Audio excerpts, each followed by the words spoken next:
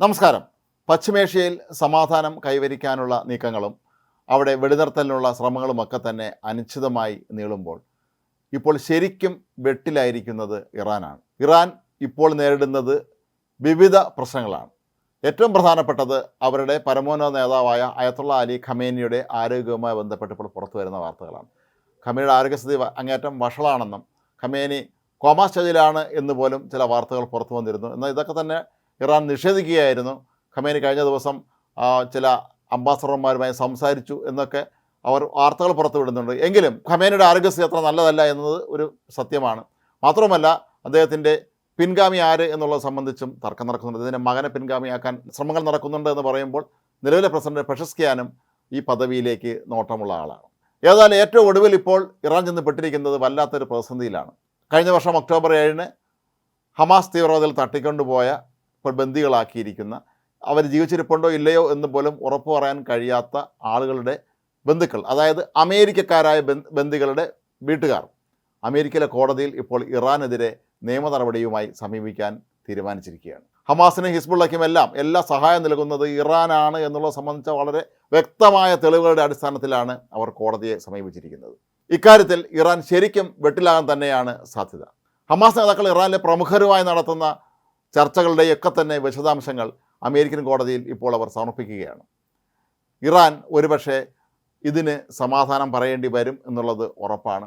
കാരണം ഒരു വർഷത്തോളമായി ഈ ബന്ദികളുടെ ബന്ധുക്കൾ കാത്തിരുന്നിട്ടും അവർക്ക് യാതൊരു തരത്തിലുള്ള നീതി ലഭിക്കുന്നില്ല എന്ന് മാത്രമല്ല, ഈ ബന്ദികൾ ജീവിച്ചിരിപ്പുണ്ടോ എന്ന് പോലും ആർക്കും അറിയാത്ത ഒരു സ്ഥിതിക്ക് കടുത്ത നിയമ നടപടിക്ക് തന്നെ അവർ ഒരുങ്ങുകയാണ്. അടുത്ത വർഷം ജനുവരി പകുതിക്ക് ശേഷം ഡൊണാൾഡ് ട്രംപ് അമേരിക്കൻ പ്രസിഡൻ്റായി ചുമതലയേൽക്കുന്നുണ്ട്.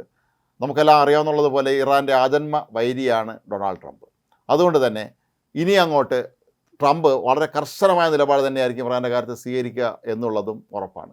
ഇത് ഇറാൻ നേരിടുന്ന ഒരു പ്രതിസന്ധി. ഇനി അങ്ങോട്ട് ഇറാൻ നേരിടാൻ പോകുന്ന മറ്റൊരു പ്രതിസന്ധി, ഹിസ്ബുള്ളയുടെ അവശേഷിക്കുന്ന ഏറ്റവും പ്രധാനപ്പെട്ട ഒരു നേതാവ് കൂടി കൊല്ലപ്പെട്ടിരിക്കുന്നു എന്നുള്ളതാണ്. ഹിസ്ബുള്ള തീവ്രവാദ സംഘടനയുടെ മാധ്യവിഭാഗം മേധാവിയായ ഹജ് മുഹമ്മദ് അഫീഫ് അൽ നബൽസി ആണ് ഇന്നലെ നടന്ന ആക്രമണത്തിൽ കൊല്ലപ്പെട്ടത്.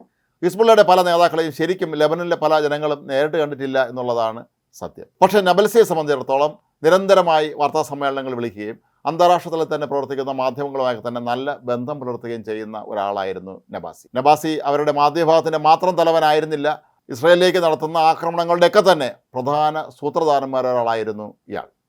അതുകൊണ്ട് തന്നെ ഇയാളെ വധിക്കുക എന്നുള്ളത് ഇസ്രായേലിൻ്റെ ഒരു ശപഥമായിരുന്നു. ഇന്നലെ നടന്ന ആക്രമണത്തിലാണ് കൊല്ലപ്പെട്ടത്. ബെയ്റൂട്ട് നഗരത്തിൽ തന്നെയാണ് ഇയാൾ താമസിച്ചിരുന്നത്. സാധാരണ ജനങ്ങൾ ഒഴിപ്പിച്ചതിന് ശേഷം മാത്രമാണ് ആക്രമണം നടത്തുന്നതെങ്കിൽ ഇപ്പോൾ ഇത് നബൽസിയെ കൃത്യമായി ഉന്നമിട്ട് തന്നെയാണ് ആക്രമണം നടത്തിയിരിക്കുന്നത്. അയാളെ വധിക്കുന്നതിന് വേണ്ടിയാണ് അത് ചെയ്തത്. ഒപ്പം 2-3 ഹിസ്ബുള്ളയുടെ നേതാക്കളും കൊല്ലപ്പെട്ടിട്ടുണ്ട്. ഹിസ്ബുള്ള നടത്തുന്ന എല്ലാവിധ തീവ്രവാദ ഭീകര പ്രവർത്തനങ്ങളെയും ഒക്കെ തന്നെ അതിനെ മഹത്വവൽക്കരിച്ച് കാണിക്കുന്നതിൽ നബൽസി വഹിച്ച പങ്ക് വളരെ വലുതായിരുന്നു.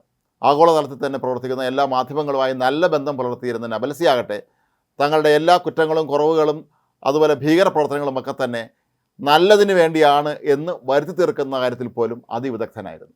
ഇങ്ങനെയുള്ള ഒരാൾ കൂടി ഇപ്പോൾ കൊല്ലപ്പെട്ടതോടെ ഇനി അങ്ങോട്ട് ഹിസ്ബുള്ളയുടെ ഭാഗങ്ങൾ ന്യായീകരിക്കാൻ ആരുമില്ല എന്നുള്ളതാണ് അടുത്ത് ഇറാൻ നേരിടാൻ പോകുന്ന പ്രതിസന്ധി. കാരണം ഹിസ്ബുള്ളയ്ക്ക് എല്ലാവിധ സഹായങ്ങളും നൽകുന്ന ഇറാൻ ഇതിലൊന്നുമില്ല എന്ന് പലവട്ടം ആവർത്തിച്ചിരുന്ന വ്യക്തി കൂടിയാണ് നബൽസി. ഹിസ്ബുള്ള തീവ്രവാദ സംഘടന എല്ലാം സ്വന്തമായിട്ടാണ് ചെയ്യുന്നത്, ഞങ്ങൾക്ക് ഇറാൻ്റെ സഹായമൊന്നുമില്ല എന്ന് ലോകത്തെ പലപ്പോഴും ബോധ്യപ്പെടുത്തുന്ന കാര്യത്തിൽ ഏതാണ്ട് വിജയിച്ചിരുന്ന ഒരു വ്യക്തി കൂടിയായിരുന്നു നബൽസി. അപ്പോൾ അതുകൊണ്ട് തന്നെ ഇയാളുടെ മരണവും ഇറാന് വലിയൊരു തിരിച്ചടി തന്നെയാണ്. ഇസ്രായേൽ ലെബനനിലേക്ക് നേരിട്ട് ആക്രമണം ആരംഭിച്ചതിന് ശേഷവും നബൽസി പൊതുവേദികളിൽ പ്രത്യക്ഷപ്പെട്ടിരുന്നു എന്നുള്ളതാണ് ഏറ്റവും പ്രധാനപ്പെട്ട കാര്യം. കൂടാതെ നിരന്തരമായി വാർത്താ സമ്മേളനങ്ങളും നടത്തുമായിരുന്നു. ഹമാസിൻ്റെ തലവനായിരുന്ന ഹസൻ നസ്രള്ളയുടെ ഏറ്റവും വിശ്വസ്തനായ അനുയായികൾ ഒരാളായിരുന്നു ഇയാൾ. കഴിഞ്ഞ ദിവസങ്ങളിലൊക്കെ തന്നെ ഇസ്രായേൽ സൈന്യം ലെബനനിൽ നടത്തിയ അതിശക്തമായ ആക്രമണത്തെ പ്രതിരോധിക്കാനൊന്നും തന്നെ ഹിസ്ബുള്ളയ്ക്ക് കഴിഞ്ഞില്ല എന്നുള്ളത് വാസ്തവമാണ്. അവരുടെ പ്രധാന ശക്തി കേന്ദ്രങ്ങളും ആയുധ സംഭരണ കേന്ദ്രങ്ങളും എല്ലാം അവർ ബോംബിട്ട് തകർത്തിരുന്നു. അവരുടെ ഭൂഗർഭ തുരങ്കങ്ങൾ തകർത്തിരുന്നു. അവിടെ നിന്ന് വൻതോതിൽ ആയുധങ്ങൾ കണ്ടെടുത്തിരുന്നു. മോട്ടോർ ബൈക്കുകൾ ഉൾപ്പെടെയുള്ള വാഹനങ്ങൾ കണ്ടെടുത്തിരുന്നു. ഇതൊക്കെ വെച്ച് നോക്കുമ്പോൾ ഇതിൻ്റെ എല്ലാം പിന്നിൽ പ്രവർത്തിച്ചത്, അതല്ലെങ്കിൽ ഇവരെ സ്പോൺസർ ചെയ്തത് ഇറാനാണ് എന്ന് എല്ലാവർക്കും നന്നായിട്ട് അറിയാം. അപ്പോൾ ഇറാൻ ഇനി അങ്ങോട്ടുള്ള ദിവസങ്ങളിൽ ലോകത്തിന് മുന്നിൽ തലകുനിച്ച് നിൽക്കേണ്ട ഒരു അവസ്ഥയിലേക്ക് കാര്യങ്ങൾ ഇപ്പോൾ എത്തിച്ചേർന്നിരിക്കുകയാണ്. ഒന്ന്, അമേരിക്കൻ കോടതിയിൽ ഹമാസ് തട്ടിക്കൊണ്ടുപോയ ബന്ദികളുടെ വീട്ടുകാർ നൽകിയ ഹർജി. മറ്റൊന്ന്, ഇറാൻ്റെ പരമോന്നത നേതാവായ അയത്തുള്ള അലി ഖമേനിയുടെ ക്ഷയിച്ചു വരുന്ന ആരോഗ്യസ്ഥിതി. മൂന്നാമത്തത്, ഇപ്പോൾ ഹിസ്ബുള്ളയ്ക്ക് നേരെ ഇസ്രായേൽ നടത്തുന്ന അതിശക്തമായ ആക്രമണവും അതിൽ അവരുടെ വക്താവിനെ തന്നെ വധിക്കാൻ ഇസ്രായേലിന് കഴിഞ്ഞത്. ഹിസ്ബുള്ളയുമായി തങ്ങൾക്ക് നേരിട്ട് യാതൊരു ബന്ധവും ഇല്ല എന്ന് ആവർത്തിച്ച് പ്രഖ്യാപിക്കുമ്പോഴും ഇറാന് ഇതിലെല്ലാം ബന്ധമുണ്ടെന്നുള്ളതിൻ്റെ തെളിവുകൾ വൻതോതിൽ അമേരിക്കയുടെയും ഇസ്രായേലിൻ്റെയും കൈവശമുണ്ട്. ഇത് കോടതിയിലെത്തുമ്പോൾ അത് ഇറാനെയും പ്രതികൂലമായി ബാധിക്കും എന്നുള്ളത് ഉറപ്പാണ്. ഈയിടെ ഇസ്രായേൽ സൈന്യം ഇറാനിലേക്ക് നടത്തിയ ആക്രമണത്തിൽ അവരുടെ പ്രധാനപ്പെട്ട പ്രതിരോധ സംവിധാനങ്ങളും റഡാറുകളും ഒക്കെ തന്നെ തകർത്തിരുന്നു. അങ്ങനെ നോക്കുമ്പോൾ അഥവാ ഇനി നാളെ ഇസ്രായേൽ യുദ്ധത്തിന് വന്നാൽ പോലും അവരെ പ്രതിരോധിക്കാൻ പോലും കഴിയാത്ത അവസ്ഥയിലാണ് ഇപ്പോൾ ഇറാനുള്ളത്. ആഗോളതലത്തിൽ തന്നെ ഇറാൻ ഇപ്പോൾ വൻതോതിലുള്ള ഒരു ഭീഷണി തന്നെയാണ് ഇപ്പോൾ കഴിയുന്നത്. കാരണം ഇനി അങ്ങോട്ടൊരു യുദ്ധമുണ്ടായാൽ അവരുടെ എണ്ണപ്പാടങ്ങളും ആണവ പദ്ധതികളും എല്ലാം തന്നെ ഇസ്രായേൽ തകർത്ത് തരിപ്പണമാക്കും എന്നവർക്ക് നന്നായിട്ട് അറിയുകയും ചെയ്യാം.